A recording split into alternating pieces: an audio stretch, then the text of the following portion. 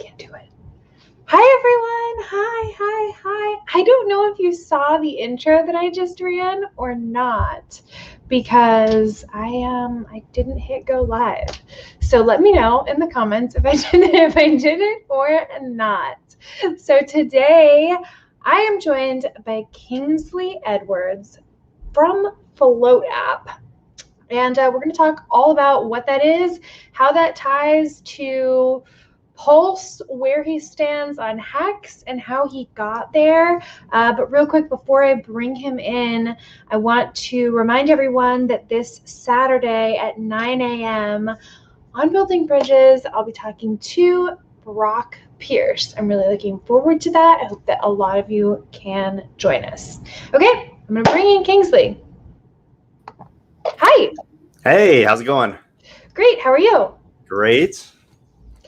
Thanks so much for coming on tonight. Yeah, thanks for having me. Yeah. Well, you know, it's hard. Like, I met your mom in Las Vegas at the Hex Vegas meetup, and cool. Then she and I ended up having a conversation. And you know, like, how are you going to say no to her? Yeah, she's pretty convincing, right? Yeah. Okay, so as a brief introduction, I want to get more into it, but just kind of like before we really get into what Flote is and what it is that you're trying to do, just like really briefly, you're trying to develop a free speech platform, and it's kind of inspired by like your involvement with the anarchy community and some of the people who have experienced shutdowns on social media, right? Yeah, absolutely. We, my wife and I, we have a bunch of friends, content creators, independent journalists that have been deplatformed, demonetized, and I've been in the thanks. $500 tip. Thank you. I've been in the crypto space since 2013, and so at the time we were actually developing a private or a crypto wallet that was centered on privacy coins and tokens. When we actually got into Boost VC, which is run by Adam Draper in San Mateo. But then we just saw this, this attack on free speech, and we just know, how important it is, as far as for the fight for free speech online. It's kind of crazy, obviously, what's going on right now and what really escalated last year. But yeah, I've been following kind of the space and the whole, the anarchy scene, libertarian scene since 2007. And ever since then, it's been just kind of incrementally getting worse and worse. So we're here to combat that for sure. So yeah, that's huge shout out to Overwatch partners. Thank you so much for that massive super chat. You are the best. Okay. Yeah. So the anarchy community. So this is like where I have some overlap with you from before I was, before I met your mom, before I was involved with Hex. And that's because of, your ties to some people. Like, I've worked for, Luke Radowski, and I think we're both friends with like Josh Segerson and people who have, World Alt Media. Right. And of course, like Jeff Berwick, Dollar Vigilante, everyone has experienced those YouTube and other kind of like censorship shutdowns, like other social media platform shutdowns. So kind of wanted to preface it with that, because I wanted to say, like, wanted to ask my first question to be like, as a free speech advocate, I'm going to assume that we can speak freely during this conversation, right? Absolutely. Okay. So there are a few things that we don't talk about on this channel, but those are just because we don't want to be deplatformed. Right. Yeah. But mostly, like, what I want to talk about is, so you're part of this anarchist community, and one thing that I've noticed is that there is kind of a censorship within it, even within a community of people who advocate free speech and anti-censorship. Have you noticed that? I mean, yeah, I guess amongst certain groups, I would say I see that more with kind of left-leaning libertarians more than anybody. But yeah, it's censored. It's not really about moderation. I would call it maybe more moderation. I don't know. I think it's more about actually, just being able to have self-moderation, and that's what Flote's all about, is giving our users the tools to be able to curate their own experience on a social network. Okay. All right. So what some sort of examples maybe that I don't know of censorship. Yeah, I do. I have some examples. So specifically, in 2020, which was like the last year that Anarchopoca was a big event, right? Because lockdowns started right after it. Right. That is the only year that I attended the event. And I remember specifically speaking to people who were leadership from the event about two sponsors that were suspicious, that a lot of people were saying were very scammy, and them saying, it doesn't matter. They're sponsors. They're not DD. They have paid booths. We're not responsible for what people do with their money. Like they come here and then people make their own decisions. And I agreed with that. I think that like that's the right way to be. Yet when shortly after that, when I got involved with the Hex community, and the Hex community was asking that same group to take a look at Hex, they completely shut it down and said, we've been advised that this is a scam and we don't want to have anything to do with it. Not like we're going to look into it ourselves. It was like someone told us that it's a scam, and so we're not going to have anything. That just seems wrong, like off to me. And yeah. I mean, everyone just needs to do their own research, right? And that's just like a lot of us thought. We were cautious of Bitcoin back, early in the day, and a lot of people still are. So it's just a matter of really looking into things before you make a opinion, and especially when it comes to business. I mean, you definitely want to look into things before, especially when monetary gains are a potential for what you're doing.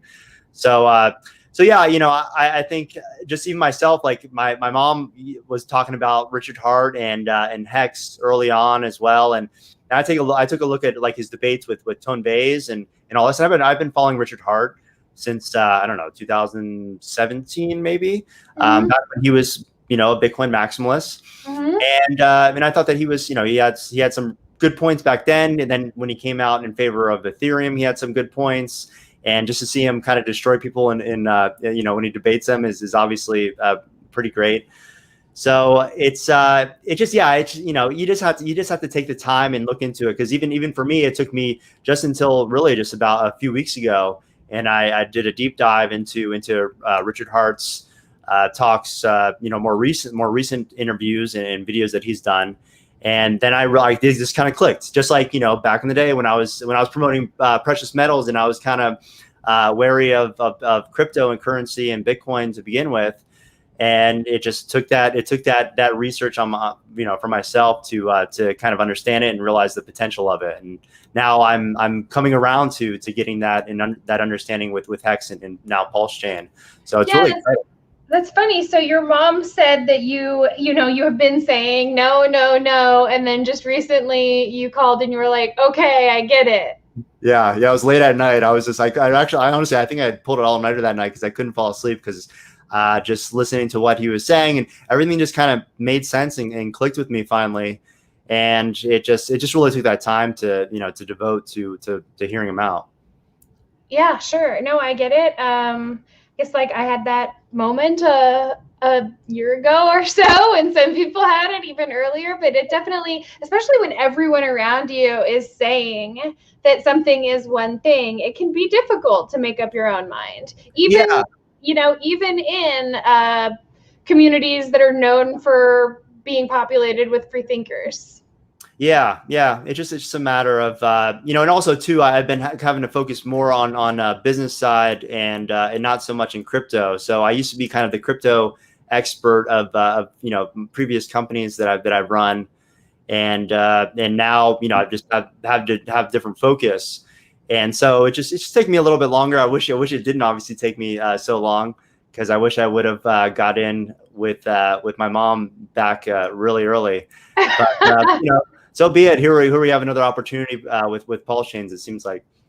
Yeah, definitely. Speaking of Pulse, there are 5 days left until the sacrifice is over. Sam Grin, I pledged to donate to Nerd Girl after the interview. I appreciate all their efforts, however, I cannot stomach giving Fugle 30%. Yes, thank you for being aware of that. I will say on Flote, we have live streaming and we have a crypto wallet baked in. We only support BTC right now, but we're adding Ethereum and we're looking to add Pulse as well. And we're just connecting people on the social side, obviously as a social network, but also connecting their people with their payments. And we really feel that a social network is kind of the perfect platform for cryptocurrency to thrive in. And so when people tip each other, we have super chat functionality on Flote. We don't, we're not in there as a middleman because it's Right. crypto. So you get 100% of your proceeds when it comes to tips and subscriptions on Flote. Well, that seems like something that our community full of live streamers will be interested in. So I want to get really into Flote, but before I do, I kind of want to take a moment to show this video. So I was talking to your mom about like you having that oh shit moment with Hex, and kind of thinking about like some of the reasons why people are into it. And so I want to show this video and then talk about Hex's sustainability, and then let's get into Flote.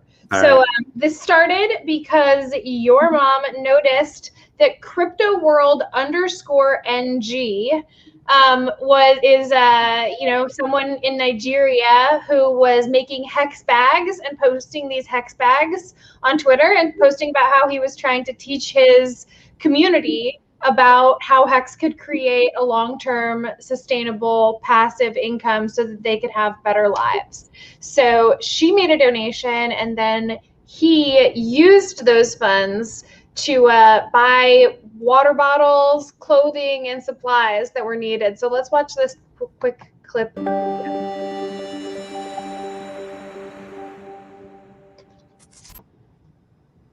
All right, we're back. Doesn't that just touch your heart? Yeah, I mean, this is one of the things with crypto, right? We're supposed to be sending it across the world and helping people. And I think it's great that the Hex community seems that they're right on that. Also with the Sens Foundation as well more recently. So it's a beautiful thing to see. No, it was, so maybe Hex Grandma may have donated, but to my knowledge, Kingsley's mother also donated for that contribution. I'm sure that there was more than one person helping out. But so really the reason that I think that that's impactful is like anybody can make gains doing anything that can be used for any purpose, right? And including buying supplies and water for people who are in need. But where Hex is different is that because of the staking function, you could stake it so that forever, every month, you knew that there was going to be enough money to help those people get the water and food that they need to live. It's actually like a sustainable model. I mean, at least the basis of what I think could be used for something like universal basic income.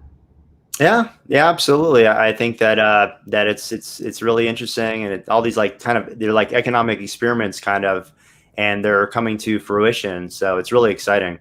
Yep. So that was really cool. I was really excited about that. Okay, so now let's get into Flote. So it's a free speech platform. There have been numerous free speech platforms developed, on the basis of cryptocurrency and libertarian ideals. And so far, they've tried and failed for various reasons. What's different about Flote? Yeah, I think the timing's right now. I mean, we're really going after the feature set of Facebook long term, and a lot of people call us like a crypto Facebook. But we have all the kind of the regular social network features, and a big part of what we're going for is interoperability. So we want to give users the choice to be able to cross post to different platforms and interact with different communities all in a central hub. So we're looking to potentially integrate Library, Mastodon, Hive, Steam, a bunch of different apps into one. And I think that's that's kind of makes us stand out, building these bridges from our small community to other small communities to create one large community.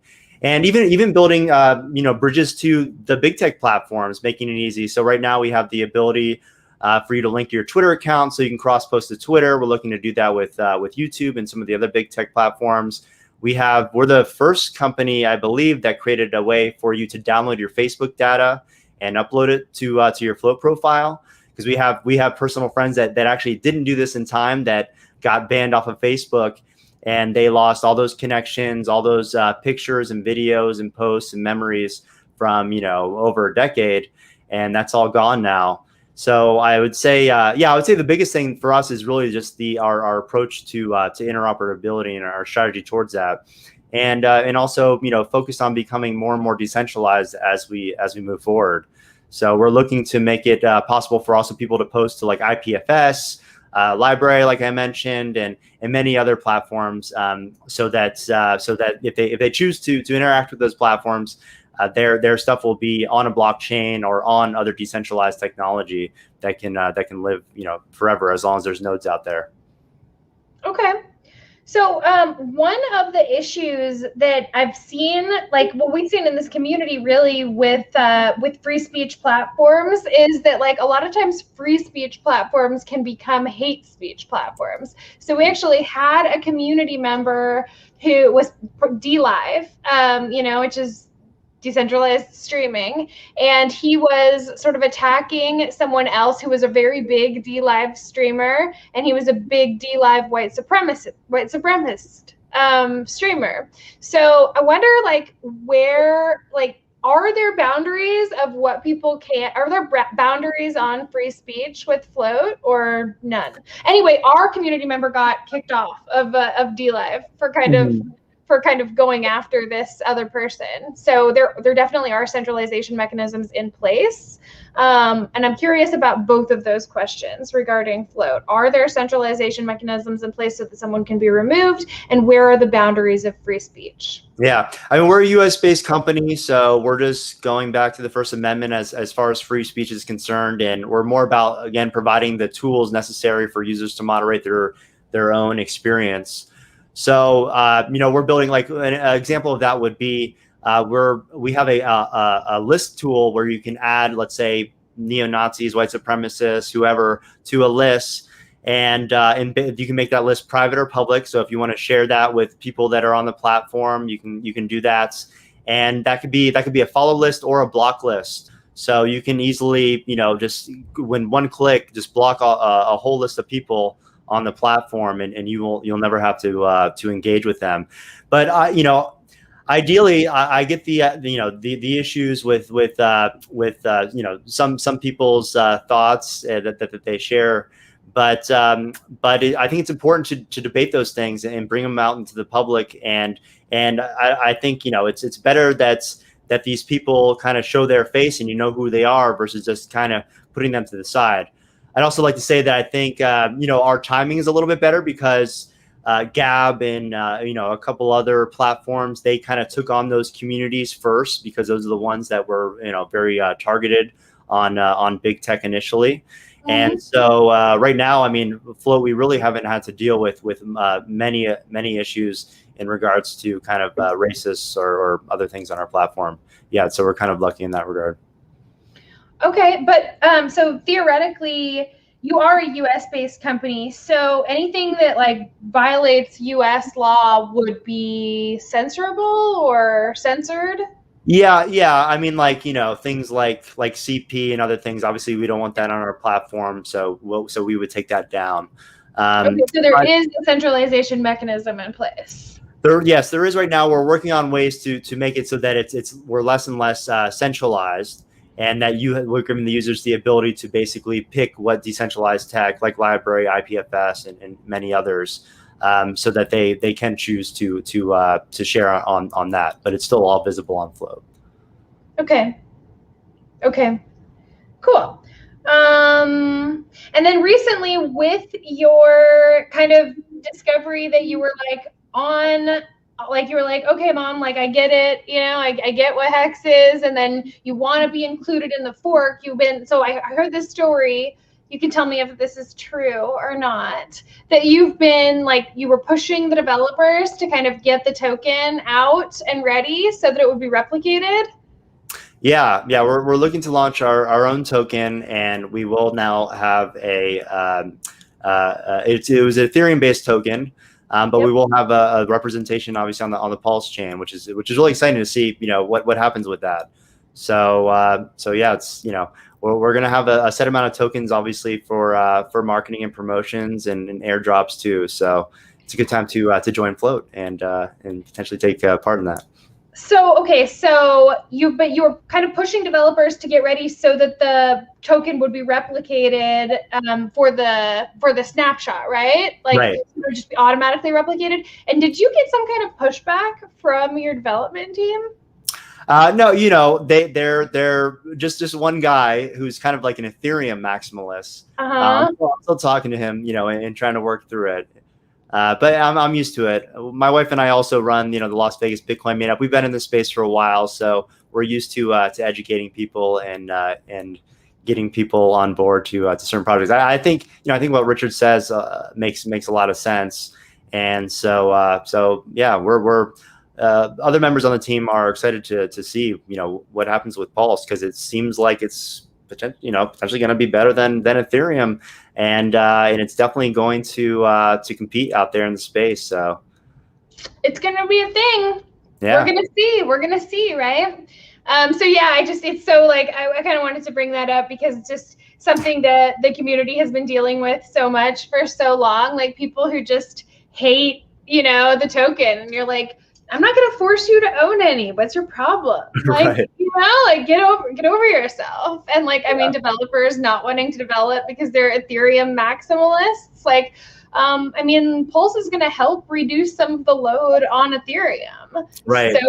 So that Ethereum operates better. Yeah, and I'm all about using money not just for the gains, but I mean, honestly, more of it is just about ending worldwide central banking cartels.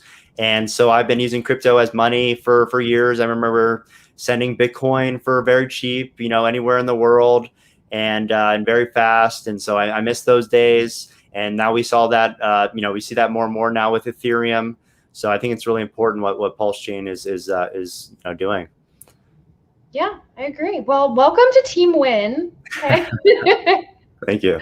So, all right, now tell me more about what you would like for people who aren't familiar with Flote app to know. Like, you can go on it now. It can be used. It's a beta, but is it like open or invitation only? Yeah, it's open beta.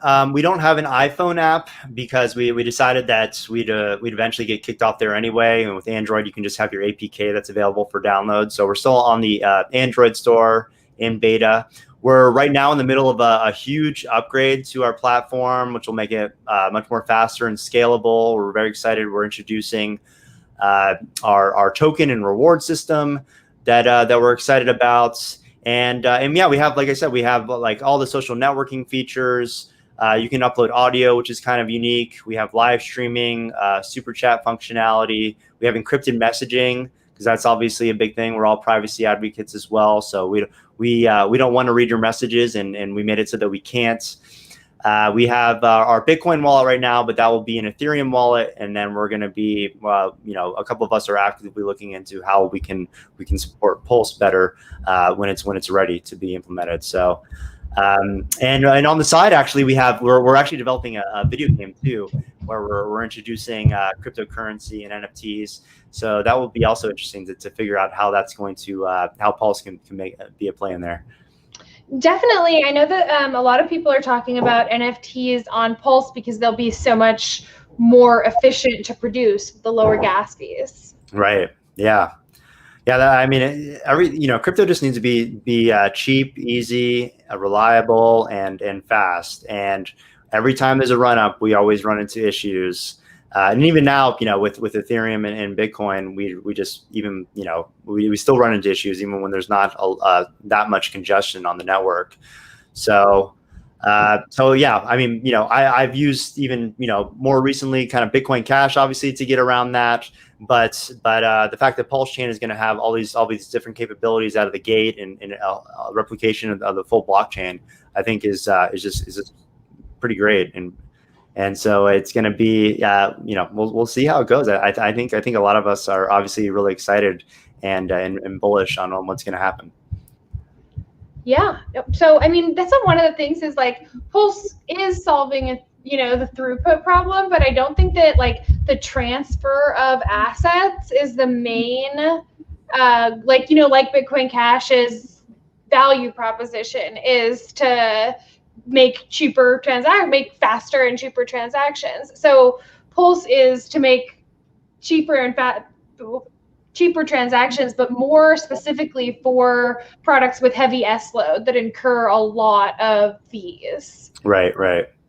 Yeah, I don't know. Well, I think all crypto should have a goal of becoming money for at least some community, and it seems like just from what Richard said that is one of the goals of Pulse. So we'll see how that transpires. But it seems like it's, I mean, just based on the technology that they're going to be using, it seems like it's going to be obviously much better than Ethereum, at least. And Ethereum worked very well for a long time until more, really just this year. But yeah, I think, I love the way that he's positioning himself and how he's kind of changing the game in terms of kind of picking the best things out of maybe different other coins and tokens and chains out there and implementing it into Pulse. Here we go. Jason Parks. I can't wait for the day that I don't get transferred to YouTube or Facebook for everything. What makes Flote so exciting is the possibilities, which will be unlimited if they don't sell out. You're going to sell out? I mentioned this many times that the only way that I would sell out is that if the offer was, it was kind of like the WhatsApp deal for the founders there. If the offer was big enough and we had a no non-compete, so that we could take that money and also give users the opportunity to delete all their data off of any of our servers or nodes that exist, and then so that we would just be able to take that money and then build something better, kind of like Signal, which I think is a fair sellout offer there on the table, and probably very improbable, but it's there. Okay, so I just want to be transparent, Nope, transparency, that's the name of the game. All right, Kingsley, what have I not asked you about that I should have asked you about, or that you want me to ask you about? I don't know. I mean, yeah, I've just been in crypto a long time and studying the space. Let me see. I have some notes here too. Let's see if we didn't cover anything.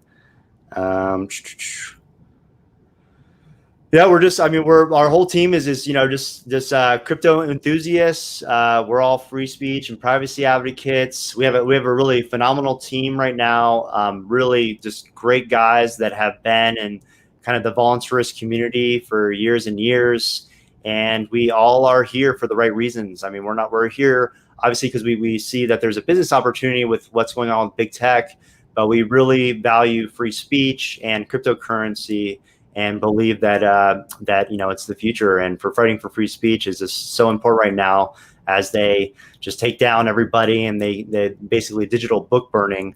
So it's really important to keep all of our voices online and keep us communicating, because once you get rid of communication, then you really, the only other form of communication is it turns to violence. And it seems like the powers that be are kind of trying to get us to that point, and we're here to just say no and offer an alternative. So someone wants to know, you can do it on desktop or just mobile? Yeah, we have both desktop and mobile, and even for iPhone, we don't have our app out, but we actually took it down. But we just recommend that we have easy instructions on how to create a shortcut on your home screen for your phone, so that it's still just one click and will pop up the browser. Cool. And someone says that this is live now on Flote. I didn't even know that. Yeah, yeah. My wife asked our COO if he can just stream it on Flote Live right now. So Okay, well, I'm gonna have to ask Aaron, or no, I'm sure you can just figure it out. How we can, like, because you can dual stream, and we have Restream set up, so maybe there's a way that we can get that going, so it's like yeah, default. Because I mean, yeah. we could stream to multiple platforms. I can't see why we wouldn't want to be streaming to Flote. You should be streaming to Flote. Should be streaming to Flote. We're actually also going to be building a way for kind of restream functionality, so that you can also, again, going with our interoperability approach, so that when you stream to Flote, it can be as easy as one click, and you can simultaneously stream to other platforms as well. So we're currently in the very beginning stages of development of that. Very cool. All right, Kingsley, thank you so much for being my guest tonight. I like to kind of wrap everything up by asking my guests if they will build a bridge with me. Sure. Wait, which way? Will you build a bridge with me? Yeah. Okay. Oh, I have to do this. I have to do that. Okay. Yeah, yeah. Well, because that's just how it goes best. All right, Okay. we've got a bridge built with Flote App, guys. Thank you, Kingsley, for being here. Thank you, everyone in the audience, for showing up. I want to remind you all, there's so many more of you watching right now, that on Saturday morning at 9 a.m. Pacific, I'm going to be on with Brock Pierce. This will be our 4th interview. Our last one was from Anarchopoca in 2020, actually. So it's very much going to be a continuation of that. Please come hang out, ask your questions. I specifically told his person that we would need a long time because of the community involvement with questions, and specifically for him. So, you know, don't feel like he's set aside some time for us. So that's going to be awesome. All right, Kingsley, thank you so much for being here. Thank you, Aaron, and also your mom is Chandra or Sandra? How is it pronounced correctly? Shunda. Shunda. Yeah. Okay. Shunda, Aaron, thank you for your help behind the scenes getting this set up. Kingsley, thank you for being here. Look forward to learning more about Flote and experimenting with it. Yeah. All right. Yeah. Thanks. And feel free to reach out at any time. Appreciate it. Thanks. Okay. Bye-bye. Bye.